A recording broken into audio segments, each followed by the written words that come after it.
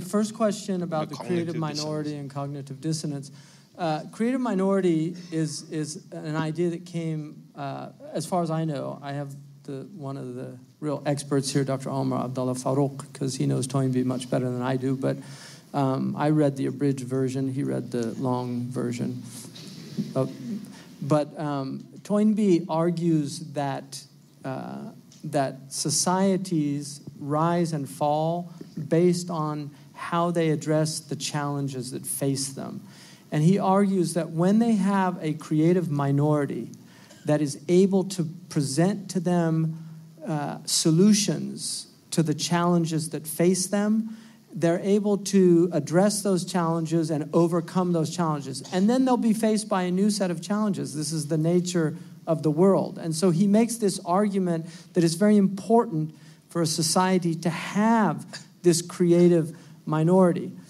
Now, one of the tragedies of a lot of modern society is the idea of elitism, that somehow intellectual elitism is seen as a negative thing, that we're all equal.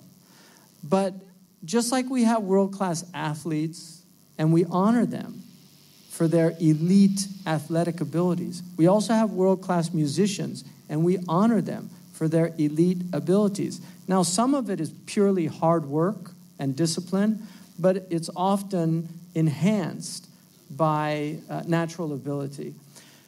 Very often we fail to honor intellect in a society. In fact, because of envy, which is a major problem in the Islamic tradition, and envy was one of the concluding remarks of the Quran. People of intellect are often envied for the gifts that God has given them. And so other people will try to keep them down or they'll attack them. And Kierkegaard said that people will admit a felonious crime before they will admit to envy. Envy is a real problem in societies. Cream should rise naturally, but homogenization basically shakes it up so that the cream is not allowed to rise. And so it's very important to allow people to flourish intellectually and to honor that intellect.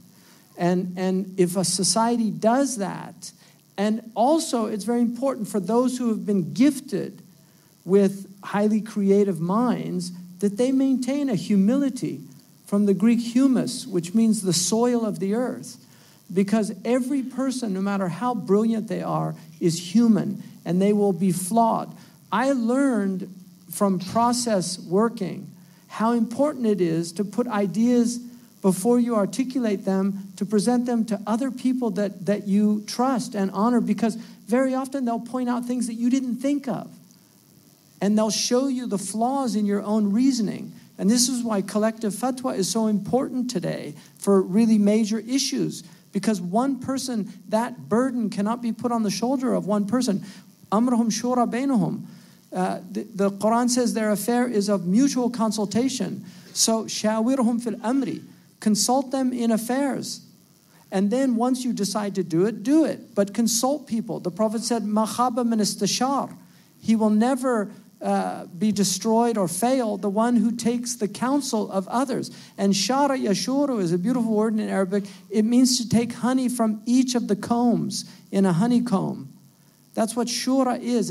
It's taking the benefit of each person and listening to them. And amazing, this famous business consultant in the United States who failed to convince American corporations how important his views were. He ended up going to Japan, and the Japanese adopted his model. And one of his points was to allow even the lowest employees to advise. And Toyota and others actually did this and implemented this. And very often, the humblest person can actually have a creative solution to problems. Many mothers in America have become wealthy because they had some problem with baby carriage, and they just thought, I wish that carriage had this.